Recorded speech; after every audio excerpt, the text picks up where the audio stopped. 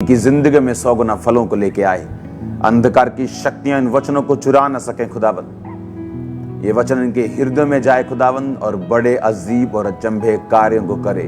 प्रभु यीशु मसीह के सामर्थी नाम में हम मांगते हैं, आमीन आमीन हालेलुया। कोरोना के दिनों की याद आ रही है। आज जिस तरह तब मीटिंग होती थी, आज उसी तरह से मीटिंग हो रही है, क्योंकि इंडिया में यहाँ पे सर्दी बहुत बढ़ गई है, इसलिए ऑनलाइन जो मीटिंग हमेशा अब हुआ करेगी। और आज लेहन भी होगा।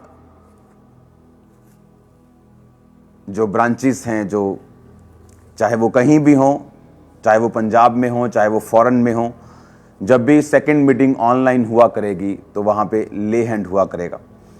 उस ले हैंड से पहले मैं चाहता हूँ आप अपने बाइबल को उठाओ, सब जन बैठ जाओ, अपने हाथों को उठाओ और बोलो, सर्वशक्तिमान परमेश्वर, ये वचन मेरे लिए, मेरे जीवन को शुद्ध करने के लिए, मुझे आज़ाद करने के लिए आज मैं ये वचन को सुनूं खुदावंद, और मैं सेव न रहूं। प्रभु यीशु मसीह के पवित्र और सामर्थी नाम में हम मांगते हैं, आमीन। हम पढ़ते हैं एस्तर की पुस्तक, उसका 6 अध्याय पूरा, और एस्तर की पुस्तक उसका 7 अध्याय पूरा। लिखा, उस रात राजा को नींद नहीं आई, इसलिए उसकी आज्ञा से इतिहास की पुस्तक लाई गई और वह पढ़कर राजा को सुनाई गई। उसमें यह लिखा हुआ मिला कि जब राजा क्षरे के हाकिम को, जो द्वारपाल भी थे, उनमें से बिगताना और तरेश नामक 2 जनों ने उन पर हाथ उठाने की युक्ति की थी, तो उसे मोर्दके ने प्रकट किया था। अब अगर हम इस एस्तर की पुस्तक को, उसके 6 बाब को कंप्लीट पढ़ते हैं और हम एक चीज को पढ़ते हैं, बाइबल कहती है कि जब हम इतिहास को देखते, जो ਅਸੀਂ ਪੁਰਾਣਾ ਇਤਿਹਾਸ ਪੜ੍ਹਦੇ ਹਾਂ ਬਾਈਬਲ ਦਾ, ਅਸੀਂ ਉਸ ਇਤਿਹਾਸ ਦੇ ਵਿੱਚ ਕੀ ਪੜ੍ਹਦੇ ਹਾਂ ਕਿ ਬਾਰ-ਬਾਰ ਪਰਮੇਸ਼ਵਰ ਦੇ ਲੋਕਾਂ ਨੂੰ ਨਾਸ਼ ਕਰਨ ਦੇ ਲਈ, ਬਾਰ-ਬਾਰ ਯਹੂਦੀਆਂ ਨੂੰ ਨਾਸ਼ ਕਰਨ ਦੇ ਲਈ शैतान हमेशा योजनावां बनाता रहा। और शैतान इसलिए वो योजनाओं को बनाता था क्योंकि शैतान को यहूदी सिर्फ खत्म नहीं करने थे, शैतान को ये यहूदियों के वंश में से, दाऊद के गोत्र में से जिसने जन्म लेना था प्रभु यीशु मसीह ने, शैतान की मंशा उस वंश को खत्म करने की थी। और बाइबल कहती है कि बार बार परमेश्वर उनको बचाता रहा और शैतान लोगों को यूज करता था। ये मेरा साइड वाला प्रीव्यू टीम, इसको बंद कर दो थोड़ी देर के लिए ताकि मैं वचन पे कंसंट्रेट कर सकूं। लेहन के टाइम हम इन्हें ऑन करते हैं। और बाइबल कहती है कि उनको बार बार मारने के लिए शैतान लोगों का उपयोग करता था। अब जब हम वचन को पढ़ते हैं तो बाइबल कहती है जो हामान नामक एक व्यक्ति था, वो यहूदियों से नफरत करता था और उसने राजा को एक चुगली की और उसने कहा कि हमारे देश में एक ऐसी जाति है जो अपने आप को अलग मानती है, उनकी रीति रिवाज जो हैं वो अलग हैं, उनका चलना खाना पीना, उनका स्टाइल जो अलग है, और वो हमारे देश के लिए खतरा बन सकते हैं। लेकिन ओरिजिनलिटी में क्या था कि वही मोर्दके जो यहूदी था, और उसी ने राजा के ऊपर, जब 2 राजा के करीबी लोगों ने उसे मारने की योजना और हाथ उठाने की युक्ति बनाई थी, तो मोर्दके ने उसे प्रकट किया था। यहूदी लोग जिस भी देश में होते थे, उस देश के साथ वो वफादार होते थे और उस देश की बरकत का वो कारण बनते थे। अब जब बाइबल कहती है मोर्दके ने जब उनको प्रकट किया राजे के ऊपर, तो राजा ने मोर्दके से कोई मुलाकात नहीं की। लेकिन जब हामान नामक व्यक्ति, हामान कौन था? बाइबल कहती है जब आप एस्तर की पुस्तक को 1 से लेके पूरी उस एस्तर की पुस्तक को पढ़ते तो बाइबल कहती है वो अगागी, यानी उस वंश से आया था जिस वंश को शाऊल को परमेश्वर ने पूरी तरह से नाश करने के लिए बोला था। इसलिए मैंने कहा परमेश्वर से अधिक धर्मी नहीं हो सकते, आप परमेश्वर से अधिक दयालु नहीं हो सकते, आप परमेश्वर से अधिक पवित्रताई में नहीं हो सकते। मेरे टीवी के व्यू को बार बार चेंज मत करो, इधर वाले को। और इसीलिए बाइबल कहती है कि जब परमेश्वर ने बोला शाऊल, ये तेरे सामने जितने लोग हैं इन्हें नाश कर, शाऊल को लगा कि परमेश्वर क्रूर हो रहा है, वो बड़ा क्रूर हो रहा है। लेकिन परमेश्वर जानता था कि ये वही लोग हैं जो आने वाले समय में, कौन था मोर्दके, कौन थे ये लोग? उसी शाऊल, उसी परमेश्वर के लोगों के, उन्हीं लोगों के वंश के वो लोग थे, उन्हीं इस्राएलियों के वो वंश थे। और उन्हीं को परमेश्वर ने बोला था कि इनको नष्ट कर, क्योंकि ये यहूदियों के वंश को नष्ट करने की कोशिश करेंगे। लेकिन शाऊल ने ऐसा नहीं किया और परमेश्वर की ओर से वो राजा हटा दिया गया। मैं आपको बैक स्टोरी इसलिए बता रहा हूं कि जो आज पाप एक बॉयफ्रेंड के रूप में, गर्लफ्रेंड के रूप में है, कल को वो बड़ा शैतान है। आज जो छोटा सांप है वो कल को अजगर बन जाएगा, और अगर आप उसको नहीं मारेंगे तो वो आपको निगलने की कोशिश करेगा। और बाइबल कहती है कि उसी मुर्दके ने, उसी यहूदी ने राजा के साथ वफादारी की और राजा को बताया कि कौन से ऐसे तेरे 2 कर्मचारी हैं जो तुझे इनके हाथों में पड़कर मारकर तुझे खत्म करना चाहते थे। और बाइबल कहती है जब एस्तर ने दिन रात के रोजे रखे, जब हमान ने राजा से गलती से और छल से और कपट से और 345 टन चांदी का लालच देकर कि मैं तुझे 10,000 किकार चांदी दूंगा कि तू इन यहूदियों को नष्ट करने के लिए मुझे चिट्ठी दे और अपनी अंगूठी की छाप दे, कि जब ये छाप लग जाती थी तो वो चिट्ठी अटल होती थी। और राजा ने उसे अंगूठी दी, उसने छाप लगाई। 345 टन, इमेजिन, 3,45,000 किलो चांदी यूज की गई यहूदियों को फिनिश करने के लिए। और बाइबल कहती राजा ने उसे अपनी छाप दी और उसने लगाया, और सारे शूशनगढ़ में जहां उनका गढ़ था और सारे 127 प्रांत, एस्तर की पुस्तक ऐसी पुस्तक, अगर आप पहला बाप उसका पढ़ेंगे तो वहां पे इंडिया का जिक्र आता है। हिंदुस्तान वहां लिखा है, इंडिया लिखा है, भारत वहां पे लिखा है कि इंडिया से लेके इथोपिया तक 127 प्रांतों में उनका राज था। राजा क्षरे का जो राज था वो 127 प्रांतों में था। और जब एस्तर पटरानी बनाई गई, क्योंकि उसकी अपनी वस्ती रानी थी, वो उसके काबिल नहीं रही, और उसकी आज्ञा का उल्लंघन करने के बाद जब एस्तर रानी बनाई गई, और एस्तर यहूदियों की थी और मुर्दके उसका चाचे का बेटा था और मुर्दके ने उसको पाला था। और बाइबल कहती जब उसने शादी करवाई तो मुर्दके ने कहा था, और मुर्दके की बात को वो परमेश्वर के बात की तरह मानती थी, उसे मेंटर समझती थी, अपना फादर समझती थी। और मुर्दके ने बोला था कि अभी अपनी जाति राजा के ऊपर प्रकट मत करना। और हमान को यह बात मालूम नहीं थी कि रानी भी उसी जाति की है। लेकिन हमान के दिल में कपट उस टाइम आया जब मुर्दके हमान के सामने झुकता नहीं था, क्योंकि जो क्रिश्चियन लोग थे, जो यहूदी लोग थे, वो सिर्फ परमेश्वर के सामने झुकते थे। वो उनके खिलाफ नहीं चला, मुर्दके ने उसको गाली नहीं निकाली, वो गद्दार नहीं था, देश के साथ वफादार था, राजा के साथ वफादार था, फिर भी उसके खिलाफ युक्ति की गई। और बाइबल कहती है उसने यहूदियों के खिलाफ एक युक्ति करके एक चिट्ठी निकाली। 127 प्रांतों में वो चिट्ठी भेजी गई कि फलाने महीने के 12वें महीने के 13वें दिन को सभी लोग उठें और यहूदियों को ख़त्म कर दें एक ही दिन में, क्योंकि ये लोग हमारी जाति से मेल नहीं रखते, ये प्रसाद नहीं खाते, ये वो नहीं करते, ये नहीं करते। उनको भड़का के उनको ख़त्म करने की कोशिश की गई।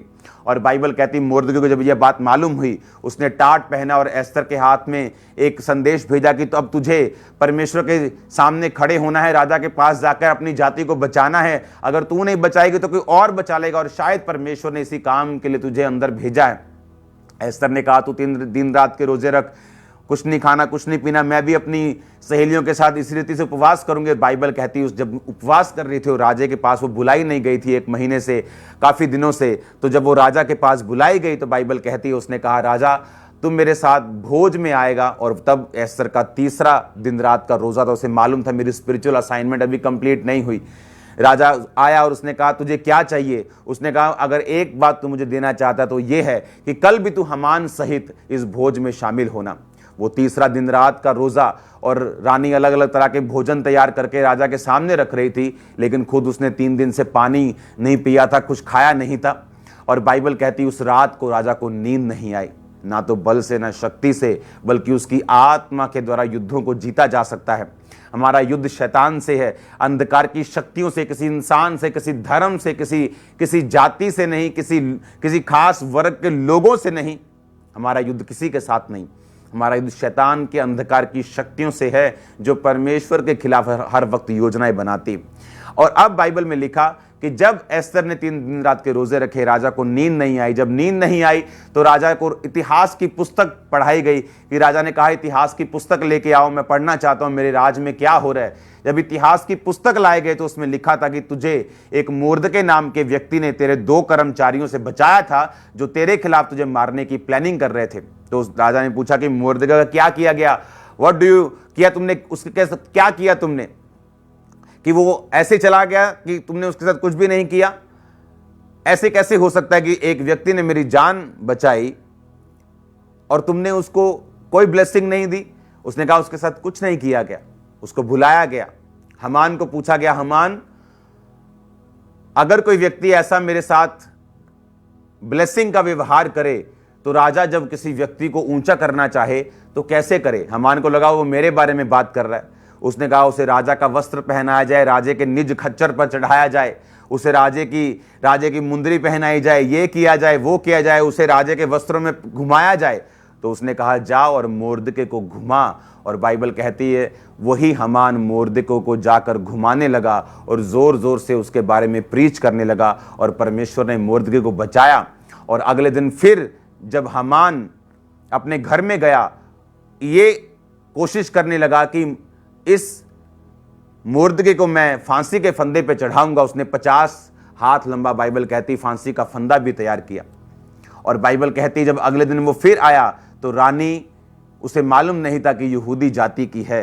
अब रानी को मालूम था मेरी स्पिरिचुअल असाइनमेंट जो 3 दिन रात के रोजों की कंप्लीट हो गई, उसे मालूम था मेरे परमेश्वर ने प्रार्थना को सुन लिया है।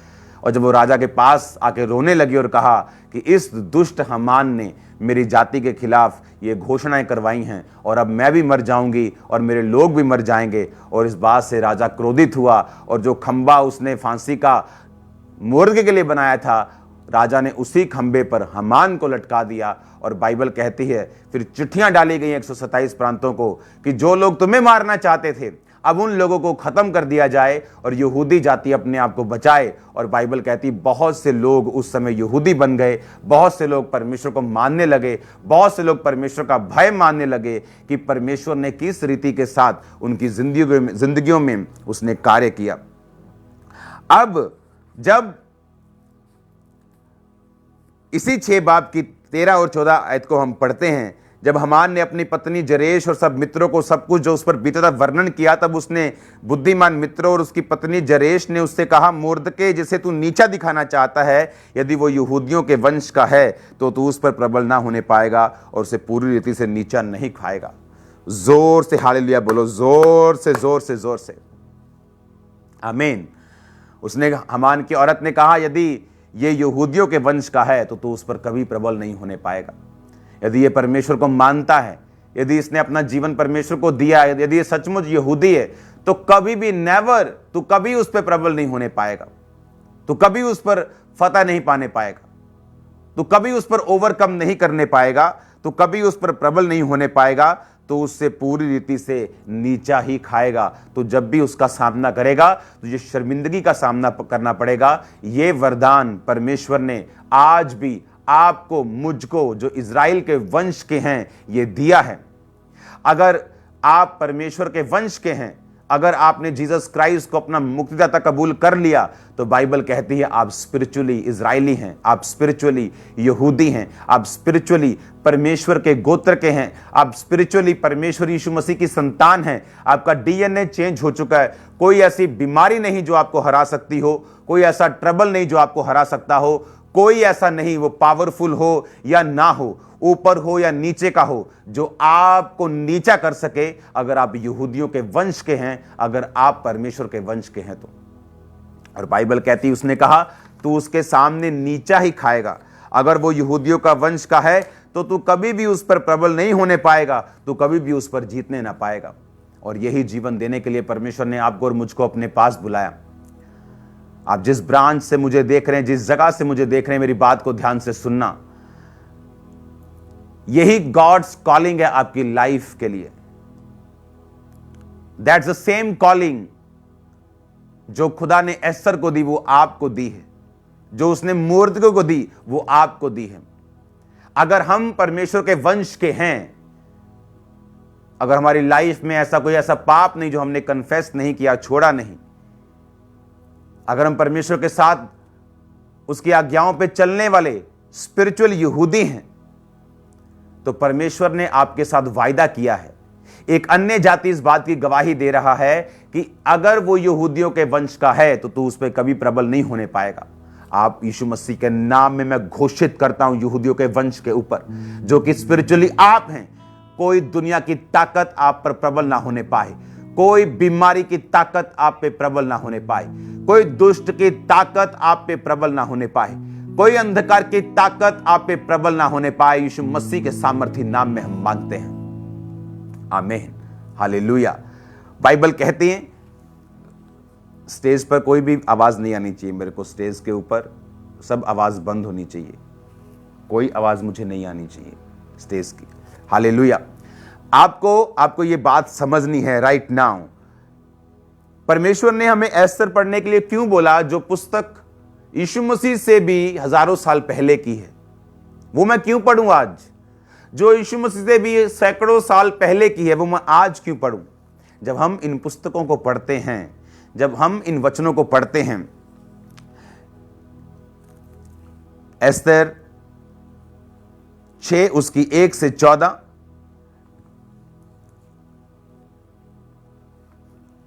इसमें डायरेक्ट परमेश्वर ने आपको एक वचन दिया है। और एक अन्य जाति जरेश की पत्नी, जरेश का जो वचन मैंने भी पढ़ा था कि हामान ने अपनी पत्नी जरेश और अपने सब मित्रों को, बुद्धिमान मित्र उसकी पत्नी जरेश कि अगर तू मोर्दके को नीचा दिखाना चाहता है और ये वो यहूदियों का वंश का है तो तू उस पर कभी प्रबल नहीं होने पाएगा। आज परमेश्वर ने आपको विक्टोरियस लाइफ दी है और ये विक्ट्री 100% एवरेज के साथ है।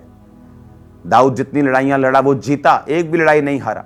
आज हमारी लड़ाई वो बात अलग है कि किसी देश के साथ, किसी समाज के साथ, किसी धर्म के साथ नहीं है, चाहे वो लड़ाई हमारी आत्मिक है।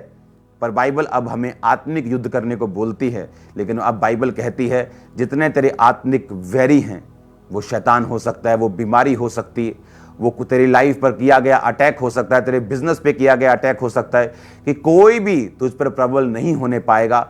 जो तुझे नीचा दिखाना चाहेगा खुद नीचा खाएगा, और तुझे नीचा दिखाकर वो कभी कभी कामयाब नहीं हो पाएगा, तुझे कभी नीचा नहीं दिखा पाएगा।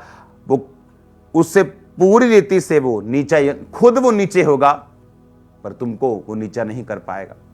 परमेश्वर ने कहा मैं तेरे वैरी की उपस्थिति में तेरे सामने एक मेज बिछाऊंगा और उस मेज पर दुनिया की हर एक वस्तु होगी। तेरी वैरी की उपस्थिति में उसने कहा मैं एक ऐसा मेज बिछाऊंगा, उस मेज पर दुनिया की हर एक वस्तु होगी जो तुम्हारे लिए होगी। तुम्हारी वैरी की प्रेजेंस में, तुम्हारे भाइयों के मध्य में उसने कहा मैं तुम्हारा अभिषेक करूंगा। तुम्हारे बैरियों के मध्य में वो तुमको बढ़ाएगा। और ये परमेश्वर की मर्जी है आपकी लाइफ के लिए। अगर आप रियली क्रिश्चियन हैं, अगर आपने अपना जीवन परमेश्वर को दिया है, आप फाइट कर सकते हैं और जीत सकते हैं। आप फाइट कर सकते हैं अपनी बीमारियों के लिए, नेवर गिव अप, कभी गिव अप नहीं करना। आप फाइट कर सकते हैं अपने परिवार के लिए, अपनी लॉस्ट से मेंबर्स के लिए जो अपनी साल्वेशन गवा चुके हैं या यीशु मसीह से दूर हो चुके हैं, अपने नशे वाले लोगों के लिए, अपने देश के लिए, अपनी स्टेट के लिए आप प्रार्थना कर सकते हैं। अपने घर के लिए, फाइनेंशियल अटैक जो हो रहे हैं उन चीजों के लिए, जो भी अटैक शैतान आप पे करेगा वो नीचा खाएगा और कोई भी अटैक आप पर प्रबल नहीं होगा। ये बाइबल की प्रोफेटिक वर्ड्स हैं, ये बाइबल की प्रोफेसी है। बाइबल कुछ प्रोफेटिक वर्ड्स होते हैं जो परमेश्वर मनुष्यों के द्वारा रिलीज करता है, जिसे हम भविष्यवक्ता बोलते, भविष्यवाणी का वरदान बोलते हैं। जिस तरह बाइबल में एक इवेंजलिस्ट है, उसकी 7 प्रॉफिट्स बेटियां थी, सातों बेटियां प्रॉफिट्स थी, सातों बेटियां भविष्यवाणी करती थी।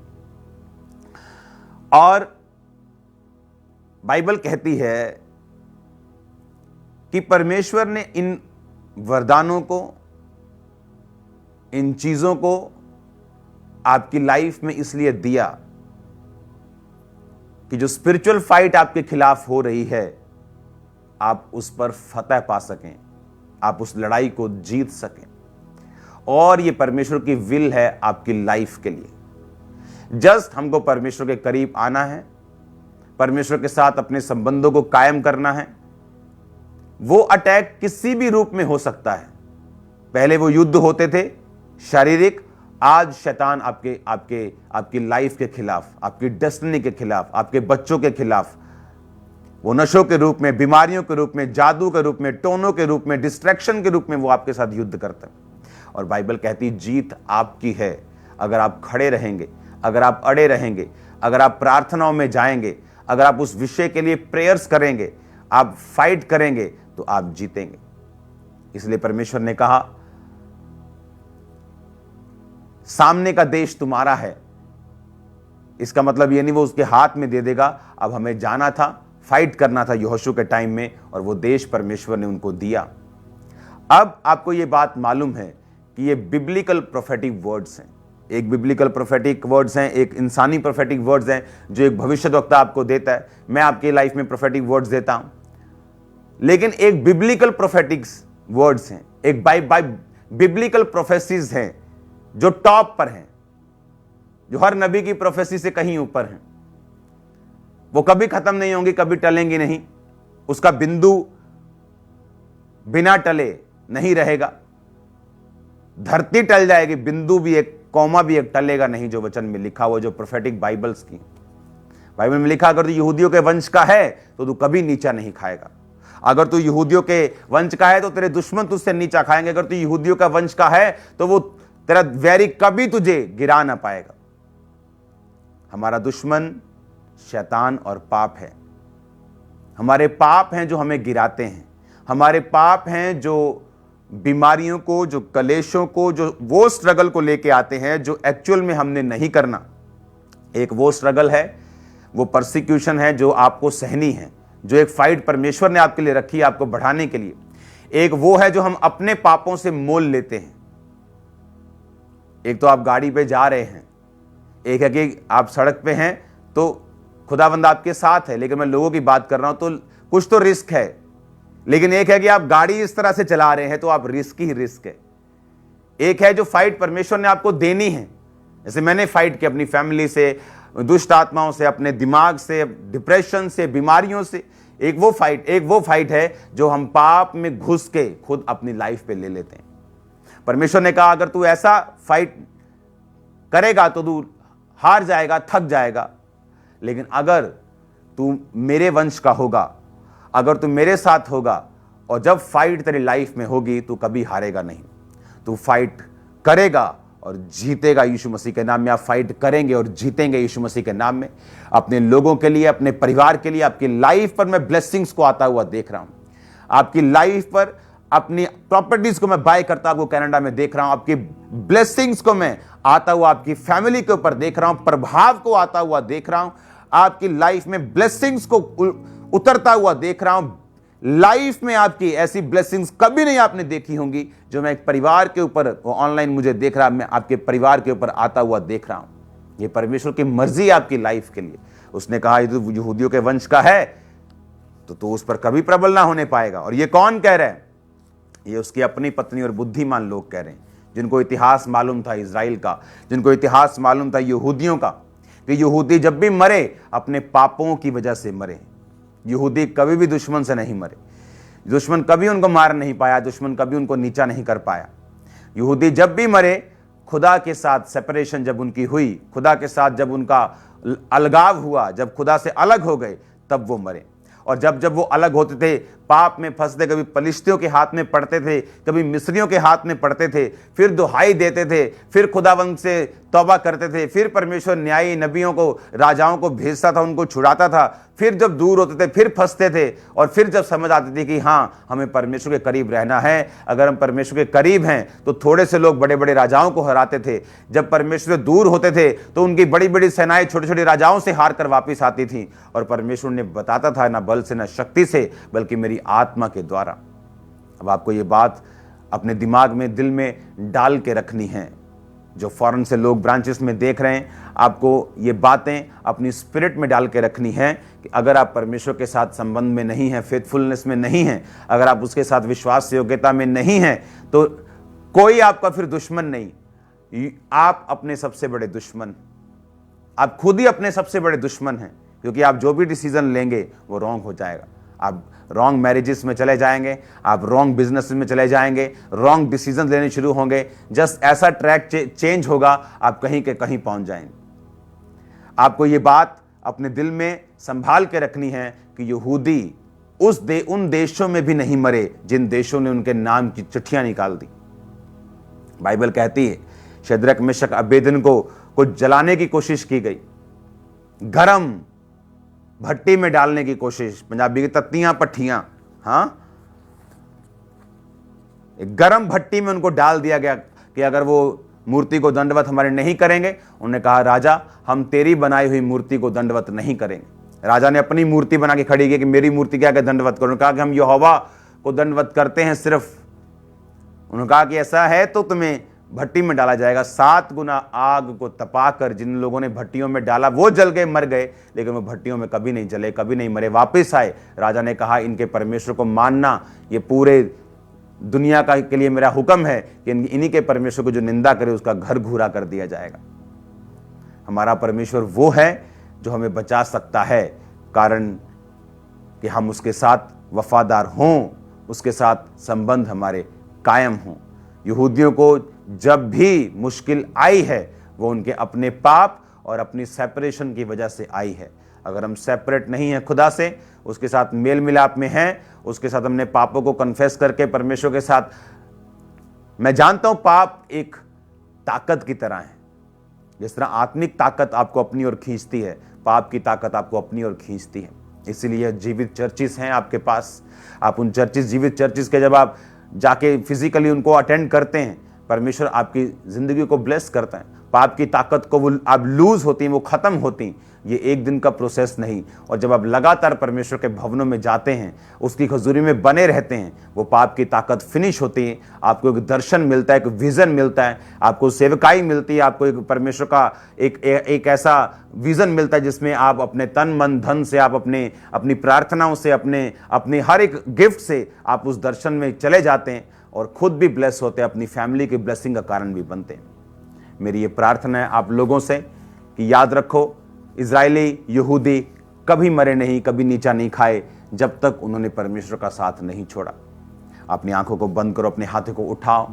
Thank you Jesus. खुदावंद, जितने लोग इस समय मुझे देख रहे हैं, तेरा पवित्र आत्मा इनको छुए खुदावंद। तेरा पाक रूह इस वचन के जरिए खुदावंद इनकी जिंदगी में कार्य करे, इनको छुए खुदावंद, इनको चंगा करे खुदावंद, अजीब और अचंभी रीति के साथ इनकी जिंदगी में कार्य करें। मैं तेरे नाम में इन्हें ब्लेस्ड घोषित करता हूं खुदावंद, तेरे नाम में इन्हें आशीषित घोषित करता हूं खुदावंद। तेरे जीवित नाम में तेरी चंगाई इन शरीरों के अंदर जाए, तेरे जीवित नाम में तेरी बरकत इनके शरीरों के अंदर जाए। जितना वचन सुनाया गया खुदावंद, ये 100 गुना फलों को लेने आने पाए। प्रभु यीशु मसीह के सामर्थी नाम में हम मांगते हैं, आमीन। सब जन खड़े हो जाओ, प्रार्थना की हालत में रहो।